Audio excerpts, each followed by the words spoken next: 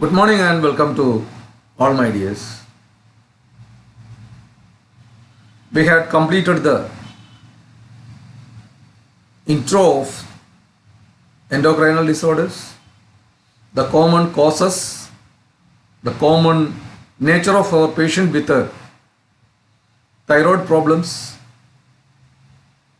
Today we are going to discuss about the clinical importance or evaluation of status of thyroid deficiency in children since birth onwards. In our society, it is commonly believed that thyroid disorders are usually seen in youngsters or in middle-aged females. It is utter wrong because, as you know, the thyroid hormones are very essential for the maintenance of normal cellular metabolism, so that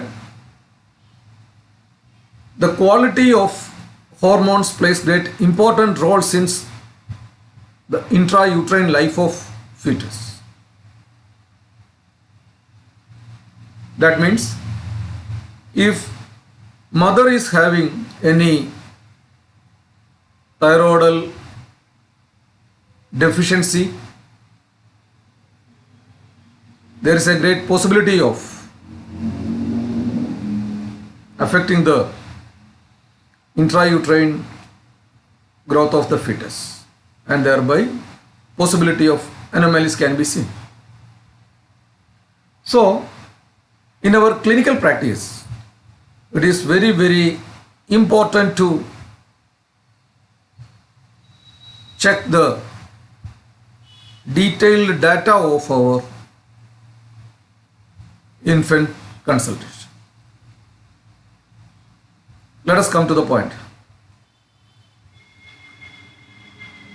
At birth,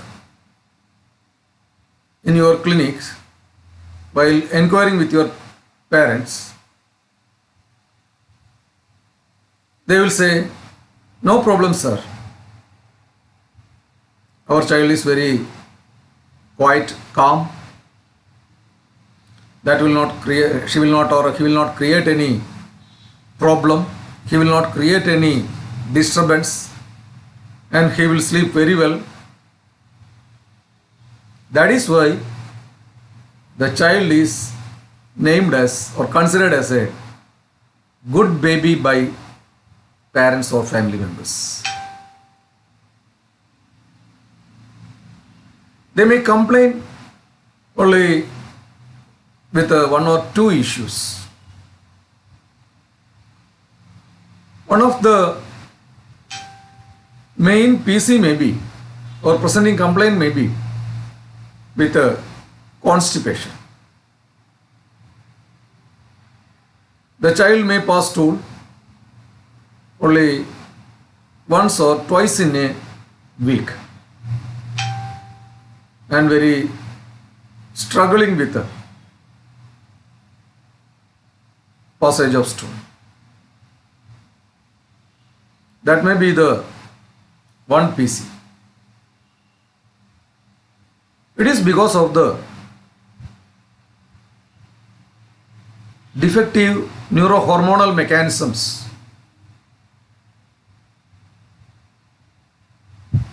in children with hypothyroidism.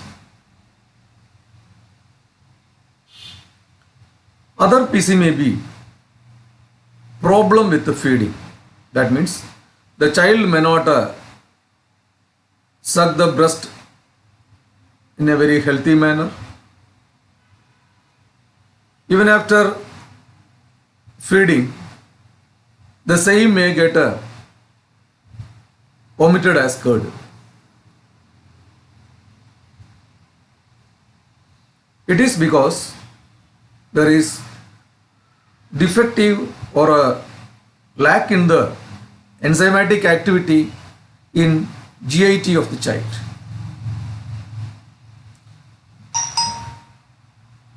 Another PC may be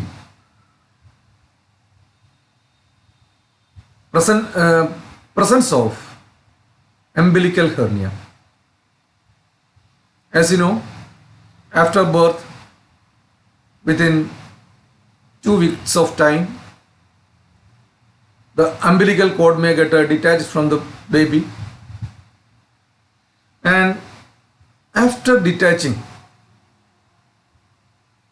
the rectus abdominis muscle has to comes in contact and fuse in good apposition.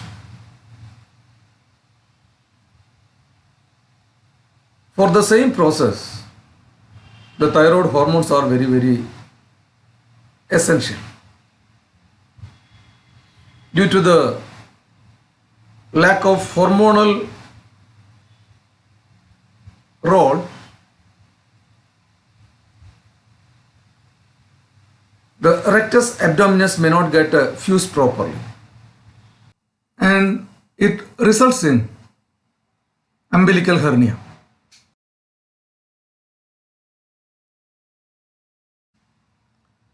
Another PC may be persistent or a prolonged neonatal jaundice. You know that there are so many causes behind neonatal jaundice. Physiological neonatal jaundice is there, then secondary neonatal jaundice is there. Here, the role of thyroid hormone in hepatobiliary metabolism plays great important role, and thereby the serum bilirubin may seems to continue a little bit high for more than 1 to 2 weeks of time. On examination of the child, especially the head, it seems to be somewhat large head with a open frontanelle. At the same time, a relatively narrow forehead with a open mouth and a dribbling of saliva.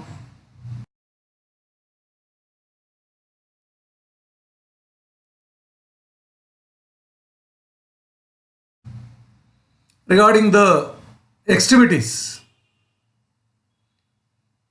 you can see broad hands and short fingers with a poor nail growth. And at the same time, the nostrils, there is very broad and flat nostrils with short fingers and a large tongue which may constantly or always protruded out.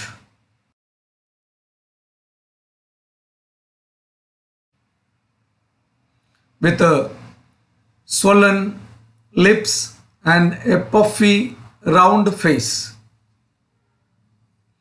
Regarding the neck of the child, you can see a very short, thick-necked child.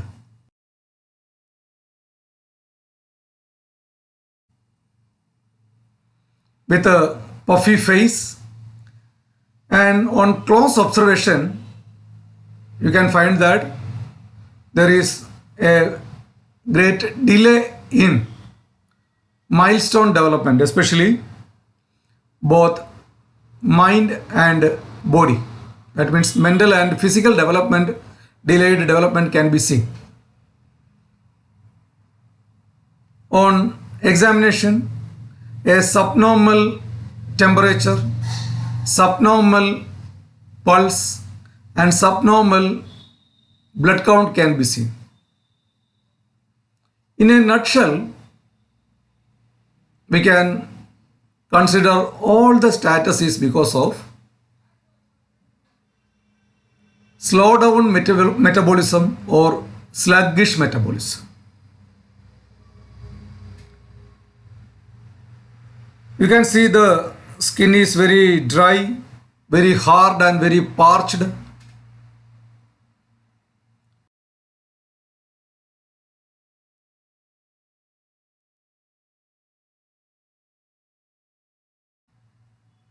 The sound of the child is very horrible or very irritable, like that of a horse's barking sound,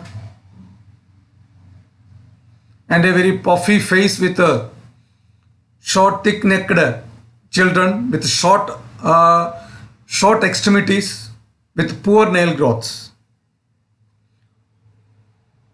All these symptoms are because of the thyroid hormones are very essential for the longitudinal growth of bones, especially of long bones. Because of the slow down metabolism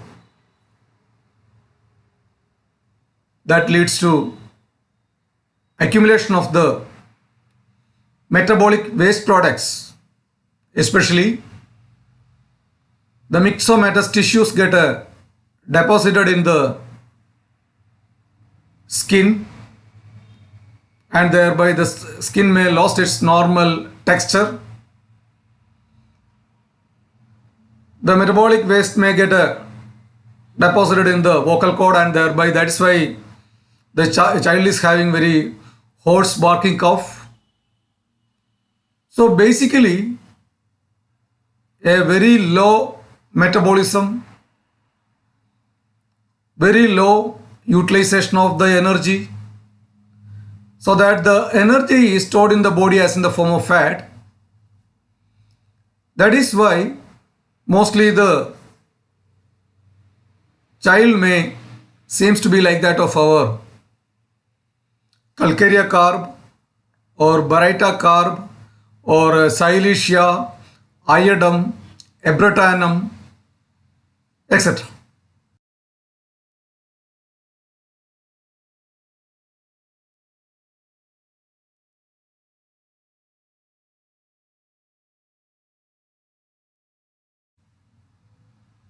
In silicea, you can see all the PCs are not because of the lack of food in quantity or quantity.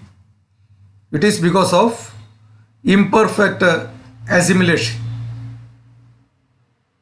In calcarea carb, you can see there is increased sweating, sour discharge, difficulty in passing motion, or the stool has to be removed mechanically, sweating in single parts.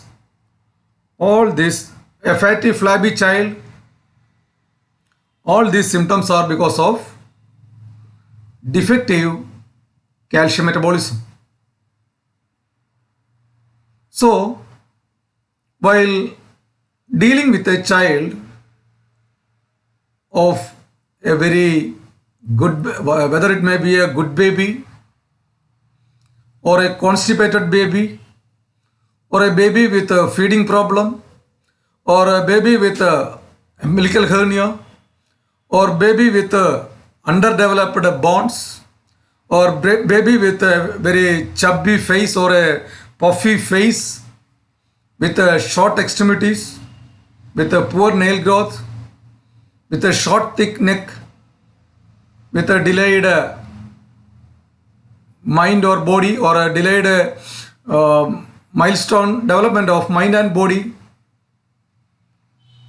don't exclude the possibility of endocrinal involvement of your patient, especially with the thyroid hormones, because the thyroid hormone plays great high role or key role in the development of both mind and body, especially the development of brain, development of our muscles, development of our vital organs, development of our skin, everything. Each and every cell is under the influence or under the control of thyroid hormone, especially in children. Not only in children, but as you know, the mental or the brain growth may usually completes within a period of 5 to 7 years of age. So that since birth onwards up to early childhood, you must have a very keen observation in the total body language, total mind language of our infants. They may presented with or they may not have any symptom, or their parents may not have any symptom or any complaint,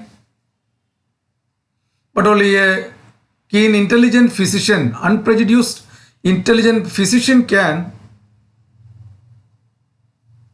diagnose the real status behind the mental or physical sluggishness of the child with the relative physical complaint of parents. So keep all those things while practicing with your child, especially in early childhood. Thank you for watching. Thank you.